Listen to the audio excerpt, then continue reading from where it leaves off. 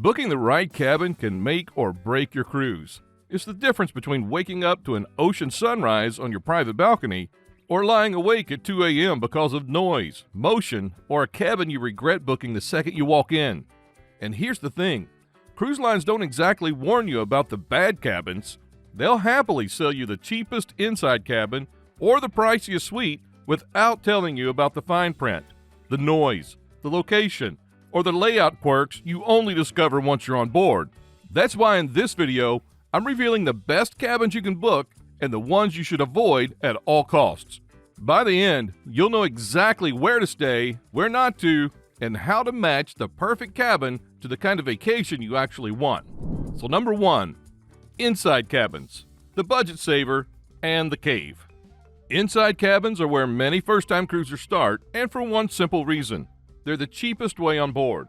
You get the same meals, the same entertainment, and the same ports as the people in the suites, but at a fraction of the price. Now here's what's good about them. They're dark, quiet, and actually fantastic for sleeping. You'll never be woken up by sunlight blasting through the curtains, and light sleepers often find these cabins restful. If your cruise is port-heavy and you plan to spend most of the time exploring or on deck, inside cabins make total sense. But let's not sugarcoat it. They're small, often just 120 to 150 square feet, and the lack of windows can really mess with your body clock. You might wake up at 1 p.m. and still feel like it's the middle of the night. Now for some cruisers, that's cozy. For others, it's claustrophobic.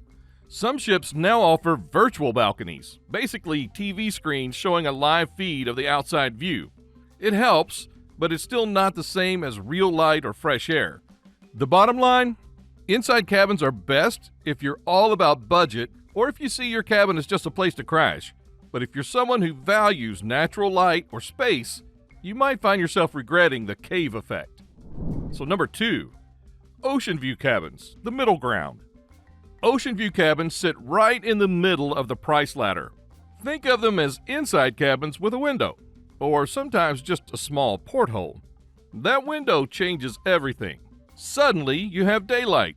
You can see the sea, watch when you're arriving in port, and it makes the cabin feel bigger. For a lot of cruisers, this is enough. No need to spend extra on a balcony. But there are trade-offs. These windows don't open, so you don't get fresh air. And many ocean view cabins are located on lower decks. That means more motion, especially in rough seas and sometimes less than ideal views. On some ships, your ocean view is actually a lifeboat blocking half the window. Now, they're great for people who want light and a sense of connection to the outside world without paying balcony prices. But if you're hoping to sit outside with a coffee or catch the private sunsets, this isn't it. So, inside is a budget choice. Ocean view gives you a taste of light and views, but balcony is where most cruisers really feel the difference. So number 3, balcony cabins, the sweet spot. If you ask seasoned cruisers their favorite, they'll tell you the balcony cabin. It's the best all-around balance of price, comfort, and perks. With a balcony, you get your own private outdoor space. You can sip morning coffee watching the ship glide into port. You can relax in peace while the main decks are packed with people fighting for loungers. It instantly makes your cabin feel bigger, and it gives you something you'll never regret: fresh air and privacy. But not all balconies are created equal. Some are tiny, just enough for 2 chairs. Others are larger, especially those at the aft or the very back of the ship. Location matters. Midship balconies offer the smoothest ride with the least motion. Aft balconies have panoramic wake views and often feel more secluded.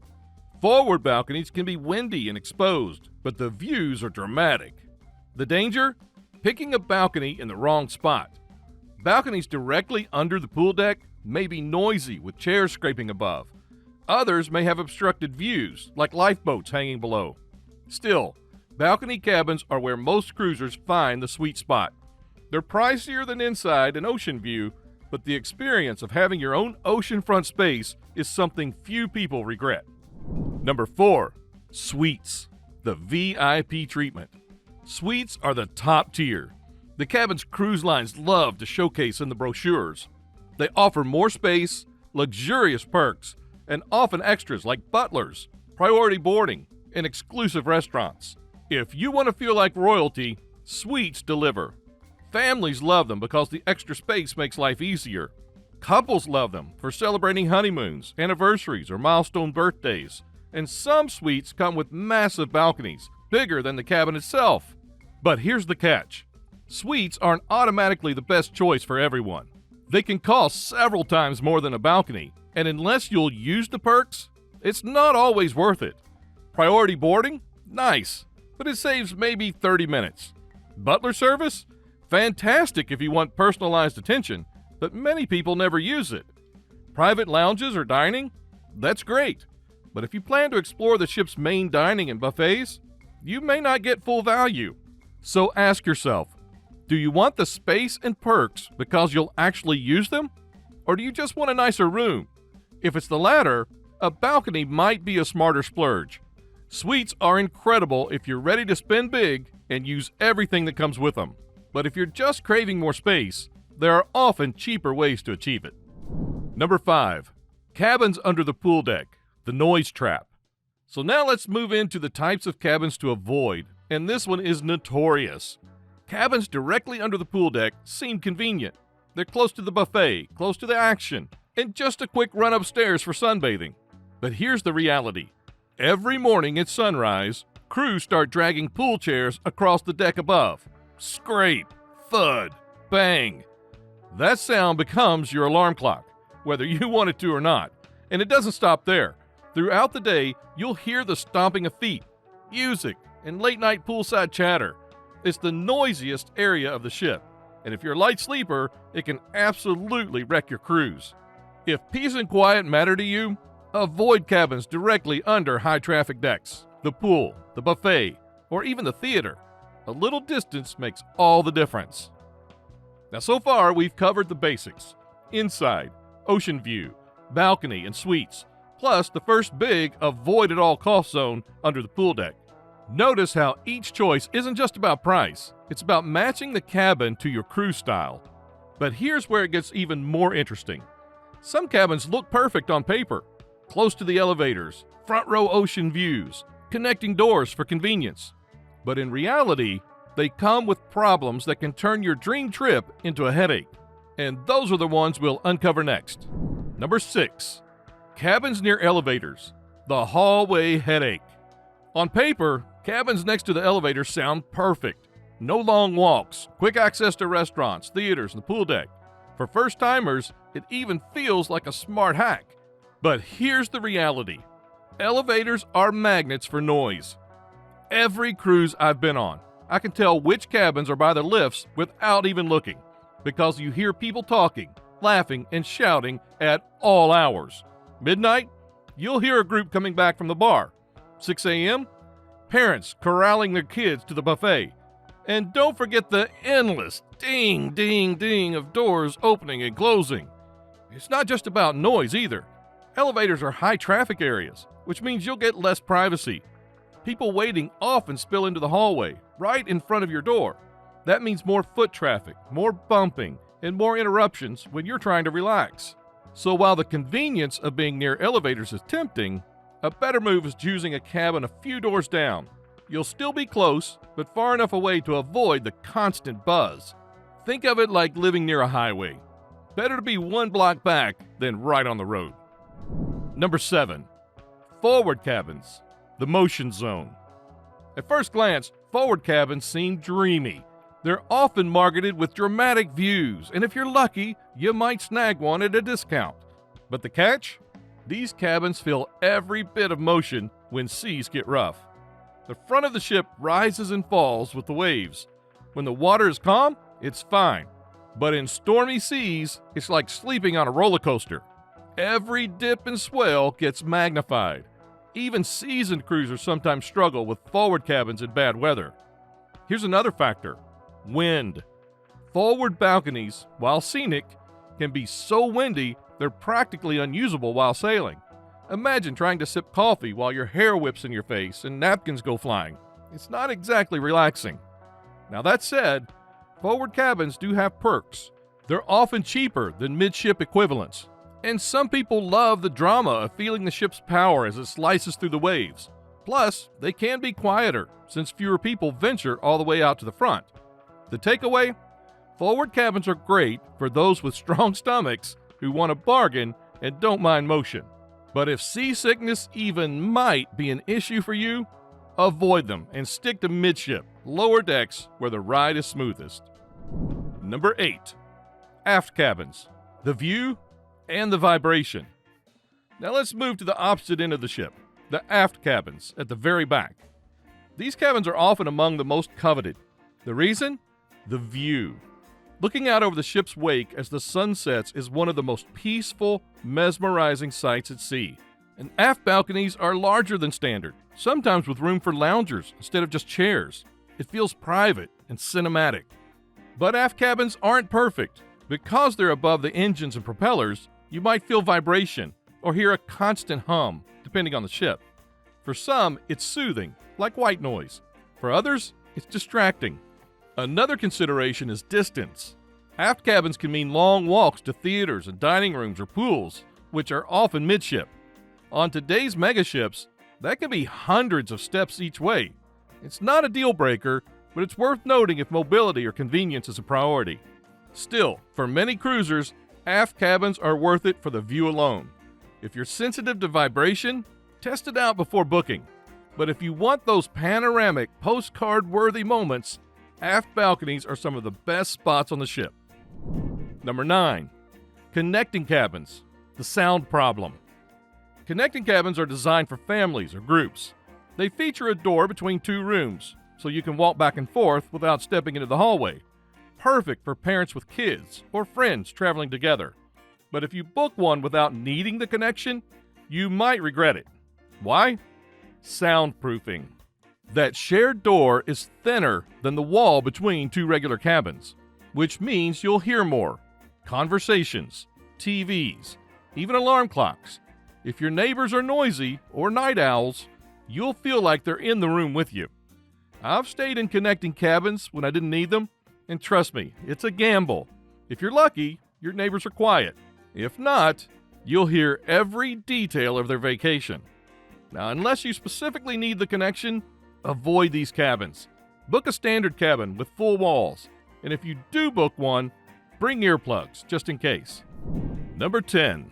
Guarantee cabins, the wild card gamble. Now let's talk about one of the most misunderstood booking options, guarantee cabins. Now here's how it works. Instead of picking an exact room, you book a category, say balcony or ocean view, and the cruise line assigns your cabin later. Sometimes you get lucky with an upgrade. Other times, you get the worst cabin in that category. I've seen people thrilled with a guarantee, scoring a prime midship balcony for a bargain. But I've also seen others end up under the pool deck, next to elevators, or staring at a lifeboat. And because it's a guarantee, you can't switch unless the ship isn't full. Now, guarantee cabins are fine if price is your number one priority and you don't care where you end up. But if you want control over location, quiet, midship, or specific views, don't risk it. Spend the extra money to pick your exact cabin. The guarantee cabin is the cruise world's lottery ticket. Sometimes you win big, sometimes you don't. The question is, do you want to gamble with your vacation? Number 11. Obstructed views and themed cabins, the curveballs. Now let's talk about two types of cabins that look intriguing in brochures, but can surprise you in ways you don't expect. Obstructed view cabins and themed cabins. First, obstructed view. Now these are usually sold as discounted ocean view or balcony cabins. The catch is that your view isn't wide open. It may be partially or even mostly blocked by lifeboats, support beams, or equipment. Some people don't mind this. After all, you still get natural light and the cabin is cheaper. But others book an ocean view expecting to see sweeping blue water and instead find themselves staring at a bright orange hull of a lifeboat. Now that's a disappointment you don't want on day one. The trick is to research before booking. Look up deck plans and cabin reviews. Many cruise forums even have photo threads showing exactly what obstructed view cabins look like. If saving money is more important than the view, it is a good deal. But if you dream of sipping coffee while watching waves roll by, this is a mistake. Now, themed cabins. These are rarer but becoming more common on modern ships. Think family suites with cartoon decor, music theme rooms, or cabins designed for specific age groups. On paper, they look fun. In practice, they're very hit or miss. Families with kids may love the bright colors and playful touches, but adults looking for a calm retreat often find them tacky or overwhelming. And because themed cabins are usually in high-demand areas, near kids' clubs and arcades or family pools, they come with extra noise. So here's the truth. Themed and obstructed cabins aren't bad, but they are curveballs. They work if you know exactly what you're signing up for. But if you book one blindly just because it looked cute or cheap, you risk regret. Number 12. The real strategy. Match the cabin to your cruise style. Now here's the truth. There's no universal best cruise cabin. The real secret is matching the cabin to your style of cruising. If you don't, even the fanciest suite can feel like a waste. Or the cheapest inside cabin can turn into a mistake you regret for 7 nights straight. Think of it this way. Your cabin isn't just a room. It's your home base for the week. And how you use that home base changes everything. If you're an adventurer, the kind who spends sunrise to sunset ashore exploring ruins and beaches and markets, then splurging on a balcony doesn't make much sense. You'll barely see it. An inside cabin lets you cruise cheap, save money for excursions, and you'll sleep like a rock in the total darkness. If you're a relaxer, someone who loves to sit quietly with a book, sip wine while watching the sea, or escape the crowds on deck, then a balcony isn't just a nice extra, it's essential. That private space becomes your sanctuary. If you're a celebrator, honeymoons, anniversaries, big birthdays, then a suite makes sense. It's not just a room, it's part of the experience. Butler service, private dining, champagne in the room. It elevates the entire trip. If you're a family, the priority isn't the view, it's space. 2 connecting rooms might be a smarter choice than 1 balcony, because kids need their own beds and parents need their sanity. If you're motion sensitive, location is the most important factor. You could book the biggest suite on the ship, but if it's at the front and you're prone to seasickness, you'll hate it. Midship lower decks, those are your safe zones. Now here's where a lot of cruisers mess up. They book based on price or marketing photos. The glossy brochures make every balcony look glamorous and every suite look like a palace. But they don't stop to ask, how am I actually going to use this room? I've seen couples book massive suites, then spend 90% of their time on deck or in ports. The room sat empty, and they could have saved thousands by booking a balcony instead. I've also seen budget travelers book the cheapest inside cabins, only to realize they hate feeling boxed in without daylight. The smartest move is to be brutally honest with yourself. Are you someone who values quiet mornings on a balcony, or are you the type who will be at trivia contests and shows and late-night dance parties? Do you see your cabin as a retreat or just a bed? When you book based on your own habits and not just price or best label, you set yourself up for the perfect experience. That's why the best cabin isn't universal, it's personal. Now I want to hear from you. What's your go-to cabin when you cruise? Are you a budget traveler who swears an inside is all you need? Someone who always splurges on a balcony for that private ocean view? Or maybe you're all about the suite life and the perks that come with it. Drop your answer in the comments. I'd love to see how different cruisers think about it. And your take might even help someone else book smarter for their next trip. And don't stop here. Check out the next video on screen for even more insider cruise strategies that'll save you money, time, and stress. Plus, make sure you join our free school community using the link in the description. That's where I share bonus tips I don't put on YouTube, answer your cruise questions directly, and connect you with other travelers who are planning their voyages the smart way. Your voyage is just beginning, and I can't wait to see where it takes you.